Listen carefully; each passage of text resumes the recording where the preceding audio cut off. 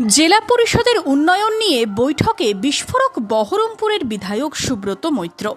জেলা পরিষদের অধীনে থাকা একের পর এক সংস্থার হাল হকিকত নিয়ে প্রশ্ন তুললেন তিনি। বিধায়কের অভিযোগ, মুর্শিদাবাদ জেলা পরিষদের অধীনে থাকা প্রাচীন এমসিইটি কলেজ বন্ধের পথে। এমসিইটি চালাতে ব্যর্থ জেলা পরিষদ। অধ্যাপক, অধ্যাপিকা ও পড়ুয়াদের সম্মান ফেরাতে সোচ্চার হলেন বহরমপুরের বিধায়ক সুব্রত মৈত্র। মঙ্গলবার জেলা প্রশাসনিক ভবনে জেলা পরিষদের উন্নয়ন নিয়ে বিশেষ সভার আয়োজন করা হয়। সেই সভাতে এমসিইটি নিয়ে কি দাবি তুলে ধরলেন বহরমপুরের বিধায়ক। যেহেতু জেলা পরিষদ বিষয়ক সভা, সেই সভায় জেলা পরিষদের বেশ বিশেষ কিছু কাজ বা সমস্যা হয়ে রয়েছে, সেই বিষয়গুলি আমি আজকে এই মিটিংয়ে আলোকপাত করলাম।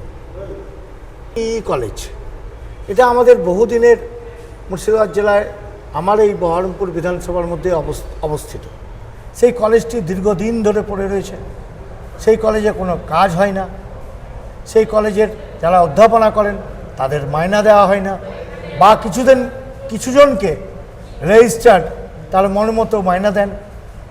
এবং সবথেকে বড় কথা হলো কলেজটির মধ্যে পড়াশোনার পাঠ চুকে গেছে এবং অধিকাংশ জায়গায় ঝোপঝাড়ে পরিণত হয়ে গেছে।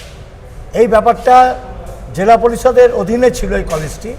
আমি আজকে ওনাকে বললাম, যদি জেলা পরিষদ ব্যর্থ হয় তাহলে এটা সরকারের হাতে দিয়ে দেওয়া হোক, যাতে এত বড় কলেজ আবার পড়াশোনার মধ্যে দিয়ে অধ্যাপনা যারা করেন তাদের সম্মান ফিরিয়ে দেওয়া হোক, ছাত্রছাত্রীদের সম্মান ফিরিয়ে দেওয়া হোক। এমসিইটির পাশাপাশি জেলা পরিষদের তত্ত্বাবধানে থাকা Rabindranath Tagore diagnostic and medical care centre নিয়েও সরব হলেন বহরমপুরের বিধায়ক।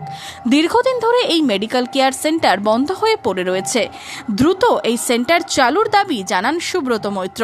আমার এই বহরমপুর শহরের মধ্যে জেলা পরিষদের অধীনে রবীন্দ্র ডায়াগনস্টিক যে হসপিটালটি আছে, দীর্ঘদিন ধরে এই হসপিটালটি তাচ্ছিল্যের অভাবে পড়ে রয়েছে।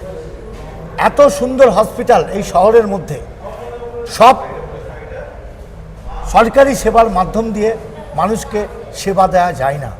তার জন্যই কিছু কিছু নার্সিংহোমও আছে। তো তার মধ্যে একটি অন্যতম রবীন্দ্র ডায়াগনস্টিক। কোর্টের জটিলতার কারণে এই নার্সিংহোমটি বন্ধ হয়ে আছে এবং এর ভিতরে যা জিনিসপত্র আছে সেগুলো নষ্ট হয়ে যাচ্ছে। ইমিডিয়েট যাতে এটিকে খোলা যায় তার জন্য আমি এনাদের কাছে আজকের মিটিংয়ে আমি বলে গেলাম।